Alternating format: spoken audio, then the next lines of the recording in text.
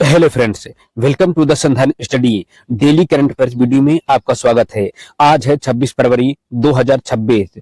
तो आज के जितने महत्वपूर्ण प्रश्न हैं उन पर चर्चा कर लेते हैं। तो चलिए शुरू करते हैं आज का प्रश्न। निम्न में से किस दिन हर साल बालाकोट एयर स्ट्राइक दिवस मनाया जाता है? इस प्रश्न का सही जवाब है ऑप्शन डी, 26 फरवरी को हर साल बालाकोट दिवस मनाया जाता है। भारतीय वायुसेना ने 26 फरवरी 2019 को यह साहसी ऑपरेशन किया। पुलवामा आतंकी हमले का बदला लेने हेतु जैश-ए-मोहम्मद ठिकाने को नष्ट किया गया। ऑपरेशन का नाम दिया गया बंदर। हमले में वायुसेना के मिराज 2000 फाइटर जेट्स शामिल थे। नेक्स्ट क्वेश्चन है, नेसेट किस देश की संसद है जिसे संबोधित करके प्रधानमंत्री नरेंद्र मोदी पहले भारतीय प्रधानमंत्री बनने वाले हैं? इस प्रश्न का सही जवाब है ऑप्शन सी है इजराइल। नेसेट इजराइल का संसद है। इजराइल के संसद का नाम नेसेट है। इजराइल की एक सदनी विधायी संस्था है।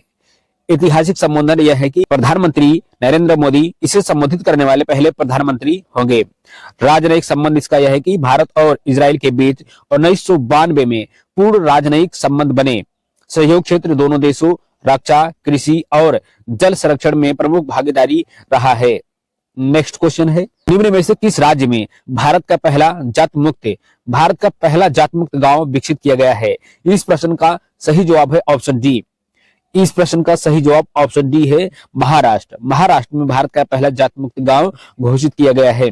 भारत का पहला जात मुक्त गांव महाराष्ट्र के मानवत परभणी जिला का कवठा गांव यह उपलब्धि हासिल किया है। इसका उद्देश्य समाज से जातिगत भेदभाव मिटाकर समानता और भाईचारा स्थापित करना है। इसकी पहल ग्रामीणों ने स्वच्छता से अपने उपनाम हटाकर जातिगत पहचान त्याग दी। प्रशासनिक समर्थन, राज्य सरकार ने इस मॉडल को सामाजिक सुधार हेतु प्रोत्साहित किया। ऐतिहासिक संदर्भ यह है कि यह गांव महात्मा फुले और अंबेडकर के विचारों से प्रेरित है। नेक्स्ट क्वेश्चन है, निम्न में से किस राज्य में बेरोजगार युवाओं के लिए बंगलार युवा साथी योजना शुरू की गई है? इस प्रश्न का सही जवाब ऑप्शन बी होगा पश्चिम बंगाल। बंगलार युवा साथी योजना का उद्देश्य है कि राज्य के बेरोजगार युवाओं को वित्तीय सहायता प्रदान करना। इसकी पात्रता है कि 18 से 40 वर्ष की आयु के शिक्षित बेरोजगार पात्र होंगे। सहायता स्वरोजगार हेतु कम ब्याज दर पर ऋण उपलब्ध कराया जाता है। रोजगार सृजन, इसका लक्ष्य युवाओं को उद्यमी बनाने के लिए प्रेरित करना है। प्रशासनिक स्तर यह है कि पश्चिम बंगाल सरकार का रोजगार विभाग इसका क्रियान्वयन करता है।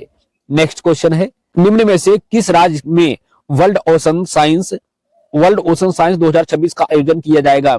इस प्रश्न का सही जवाब ऑप्शन ए है।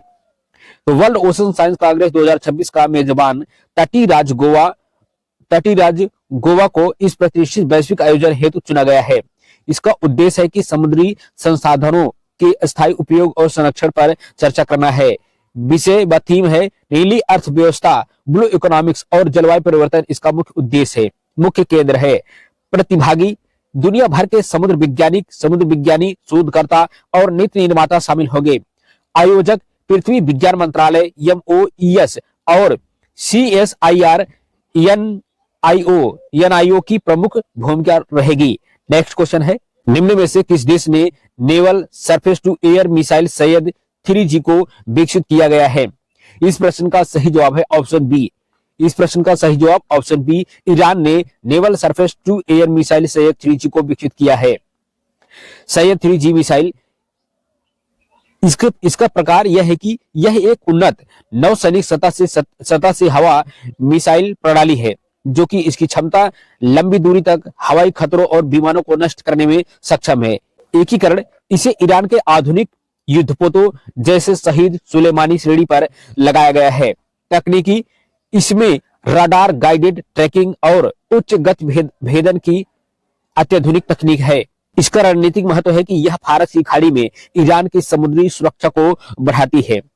नेक्स्ट क्वेश्चन है, निम्न में से किस राज्य में राष्ट्रीय आरोग्य मेला 2026 आयोजित किया जा रहा है?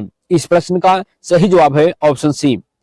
इस प्रश्न का सही जवाब ऑप्शन सी है। महाराष्ट्र में राष्ट्रीय आरोग्य मेला 2026 का आयोजन किया जा रहा है। राष्ट्रीय आरोग्य मेला का आयोजन स्थल यह महाराष्ट्र के बुलढाना जिले के से गांव में आयोजित हुआ। इसका उद्घाटन राष्ट्रपति द्रौपदी मुर्मू ने 25 फरवरी 2026 को इसका शुभारंभ किया। केंद्रीय आयुष मंत्रालय और अखिल भारतीय आयुर्वेदिक कांग्रेस द्वारा संयुक्त आयोजन किया गया। इसका उद्देश्य है कि आयुर्वेद, योग और होम्योपैथी जैसी आयुष पद्धतियों को लोकप्रिय बनाना है। इसे विशेष पहल औषधि पौधों की खेती के माध्यम से किसानों की आय को बढ़ाना है। नेक्स्ट क्वेश्चन है, हाल ही में केंद्रीय कैबिनेट ने केरल का नाम बदलकर केरलम करने की मंजूरी दी है। केरल विधानसभा ने किस वर्ष यह प्रस्ताव पारित किया है? तो इस प्रश्न का सही जवाब है ऑप्शन सी। इस प्रश्न का सही जवाब ऑप्शन सी है। केरल से केरलम बनाने का प्रस्ताव पारित हो चुका है। केरल विधानसभा ने अगस्त 2023 में सर्वसम्मति से प्रस्ताव पारित किया। मूल कारण यह है कि मलयालम भाषा में राज्य का उच्चारण और नाम केरलम है।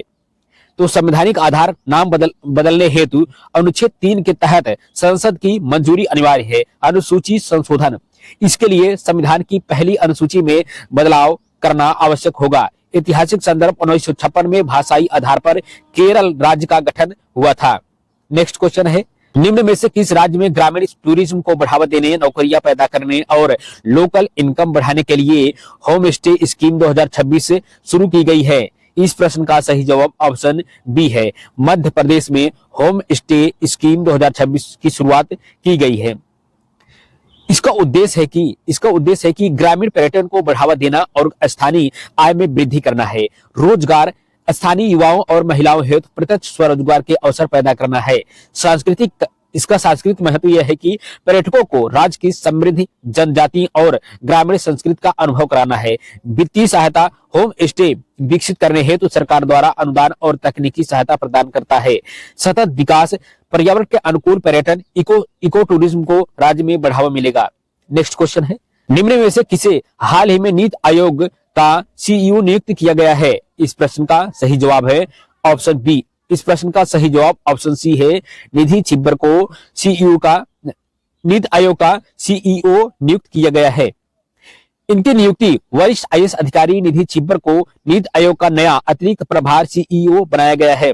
उन्होंने 24 फरवरी 2026 को वी.आर. सुब्रमण्यम का कार्यकाल पूरा होने पर पद संभाला है। वर्तमान में नीति आयोग के विकास, निगरानी और मूल्यांकन कार्यालय DMEO की महानिदेशक हैं। इनका अनुभव, वह 1994 बैच की छत्तीसगढ़ कैडर की आईएएस अधिकारी हैं और पूर्व में CBSE की अध्यक्ष भी रही हैं। निधि छिब्बर का कार्यकाल होगा, वह नियमित नियुक्त होने या अगले आदेश तक इस पद पर बनी रहेंगी। नेक्स्ट क्वेश्चन है, निम्न में से किस राज्य में सड़क परिवहन और राजमार्ग मंत्रालय द्वारा जारी आंकड़ों के अनुसार भारत में 2024 में सड़क दुर्घटना में सर्वाधिक मौतें हुई? इस प्रश्न का सही जवाब है ऑप्शन बी, उत्तर प्रदेश में। उत्तर प्रदेश में 2024 में सड़क दुर्घटना में सबसे अत्यधिक मौत हुई है।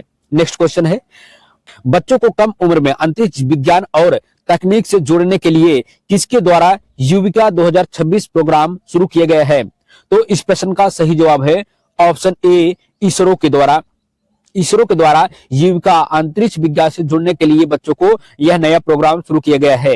नेक्स्ट क्वेश्चन है, निम्न में से किस राज्य या केंद्र शासित प्रदेश में ई बाइक दीदी योजना शुरू की जाएगी? इस प्रश्न का सही जवाब है ऑप्शन बी। इस प्रश्न का सही जवाब ऑप्शन बी, अंडमान निकोबार केंद्र शासित प्रदेश के द्वारा ई बाइक दीदी योजना शुरू की जाएगी। तो डेली करंट अफेयर्स वीडियो में बस इतना ही। मिलते हैं नेक्स्ट वीडियो में, तब तक चैनल को सब्सक्राइब, लाइक, शेयर जरूर करें। धन्यवाद।